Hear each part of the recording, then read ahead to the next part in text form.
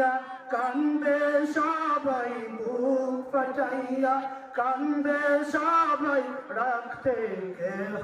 পারবে না সুবহানাল্লাহ ওয়ালহামদুলিল্লাহ লা ইলাহা ইল্লাল্লাহ সুবহানাল্লাহ ওয়ালহামদুলিল্লাহ লা ইলাহা ইল্লাল্লাহ সুবহানাল্লাহ আলহামদুলিল্লাহ লা ইলাহা ইল্লাল্লাহ। এমন পথে চলতে হবে সেই পথে নাই সাথী এমন পথে চলতে হবে সেই পথে নাই সাথী এমন ঘরে শুইতে হবে সেই ঘরে নাই বাতি এমন ঘরে শুইতে হইবে সেই ঘরে নাই বাতি সুবহানাল্লাহ ওয়ালহামদুলিল্লাহ লা ইলাহা ইল্লাল্লাহ সুবহানাল্লাহ ওয়ালহামদুলিল্লাহ লা ইলাহা ইল্লাল্লাহ। লা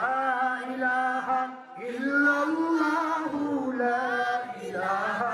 ইল্লাল্লাহ সুবহানাল্লাহ আলহামদুলিল্লাহ লা ইলাহা ইল্লাল্লাহ আলহামদুলিল্লাহ লা ইলাহা ইল্লাল্লাহ সুবহানাল্লাহ আলহামদুলিল্লাহ লা ইলাহা ইল্লাল্লাহ মুহাম্মাদুর রাসূলুল্লাহ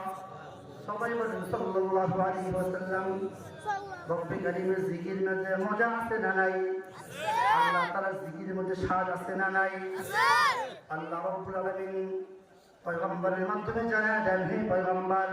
আপনার উম্মত থেকে জানায় যান আপনার উম্মতের মধ্য থেকে যে বান্দাগুলো যে মুসলমানগুলো আমি রব্বে কারীমের জিকির করবে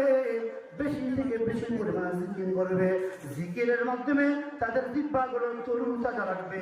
আল্লাহ রাব্বুল আলামিনের পয়গম্বর বলেন আমার আল্লাহ তাআলার ওই বান্দাগুলো হাসতে হাসতে জান্নাতের মেহমান হয়ে যাবে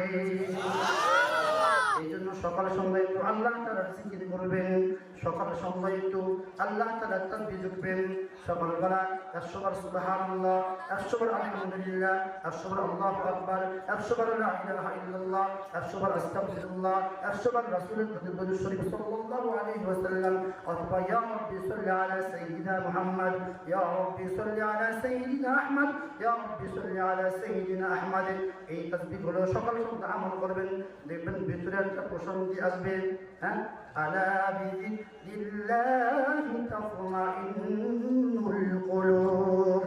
জিকিরের মাধ্যমে মানুষের অন্তরে প্রশান্তি আসে মানুষ যখন অনেক চিন্তার মধ্যে থাকে